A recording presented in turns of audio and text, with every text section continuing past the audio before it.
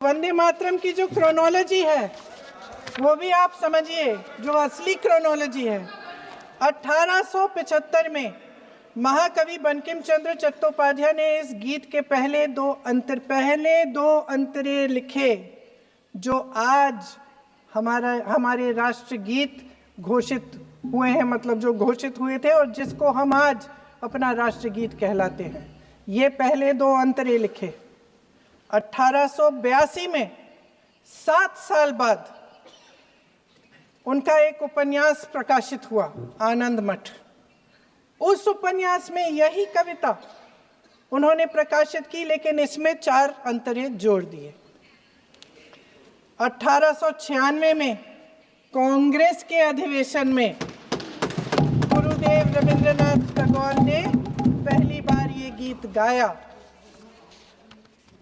1905 में बंगाल के विभाजन के खिलाफ आंदोलन के समय वंदे मातरम जनता की एकता की गुहार बनकर गली गली से उठा।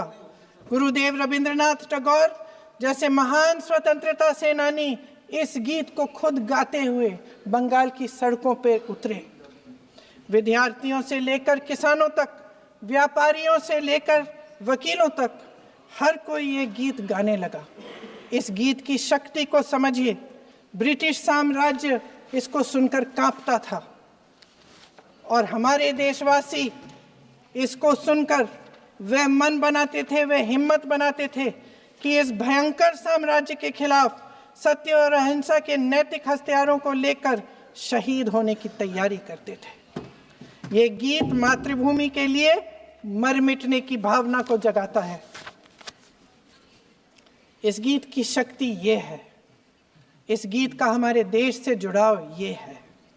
लेकिन 1930 के दशक में हमारे देश में जब सांप्रदायिक राजनीति उभरी, तब ये गीत विवादित होने लगा। 1937 में, अब ये मैं दूसरा उदाहरण देने वाली हूँ, क्योंकि प्रधानमंत्री जी ने अपने भाषण में इसका उल्लेख किया और गलत किया, इसीलिए मैं इसके जो सच्चे जो तथ्य हैं वो आपके सामने रख रही हूँ।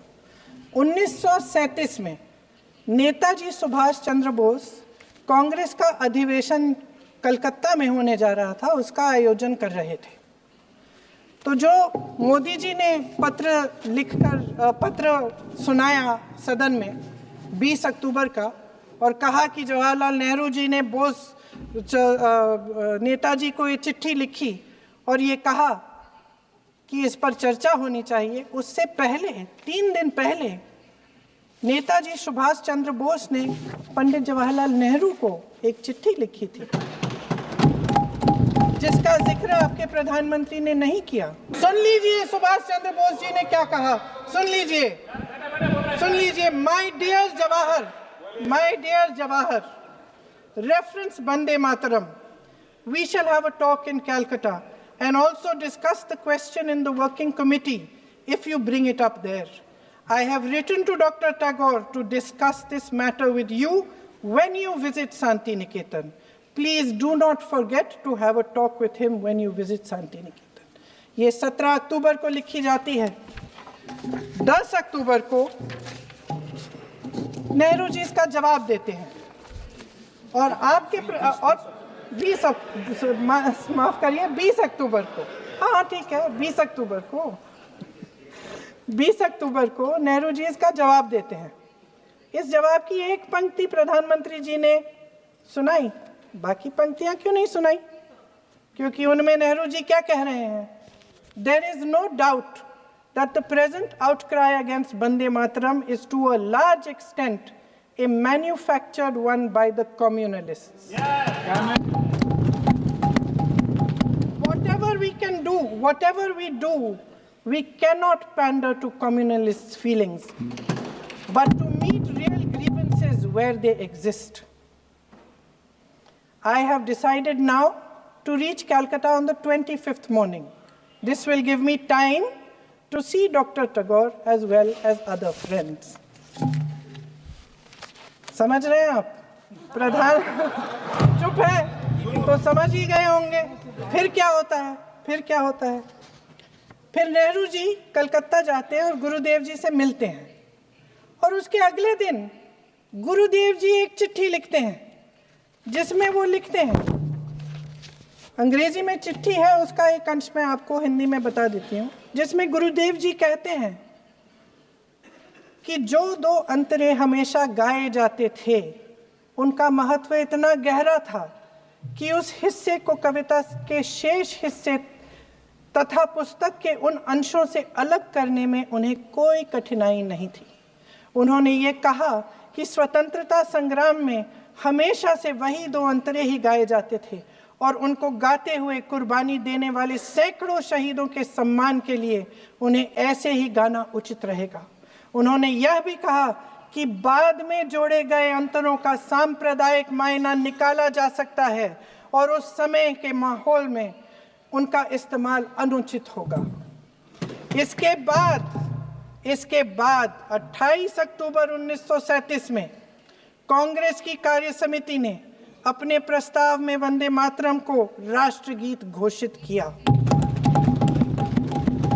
उन्हीं दो अंतरों को कार्य समिति की बैठक में महात्मा गांधी जी, नेताजी सुभाष चंद्र बोस, पंडित नेहरू, आचार्य नरेंद्र देव जी, सरदार पटेल जी, गुरुदेव रविंद्रनाथ टैगोर जी सब मौजूद थे। इस प्रस्ताव के ये सभी महापुरुष इस प्रस्ताव से सहमत थे। आगे क्या होता है ये भी सुना लूं। भारत की आजादी के बाद जब इसी गीत के इन्हीं दो अंतरों को 1950 में डॉक्टर राजेंद्र प्रसाद जी ने संविधान समिति में भारत का राष्ट्रगीत घोषित किया, तब लगभग यही महापुरुष मौजूद थे। इनके साथ साथ BR अम्बेडकर जी भी सभा में थे और इनके साथ साथ मेरे सत्ता पक्ष के साथियों के नेता श्री श्यामा प्रसाद मुखर्जी भी मौजूद थे। वही दो अंतरे राष्ट्रगीत घोषित किए, किसी ने कोई आपत्ति जारी नहीं की, कोई आपत्ति नहीं जताई। वैसे इन तथ्यों के साथ जुड़ा एक और तथ्य भी है जो मैं यहाँ पे आपके सामने रखना चाहती हूँ।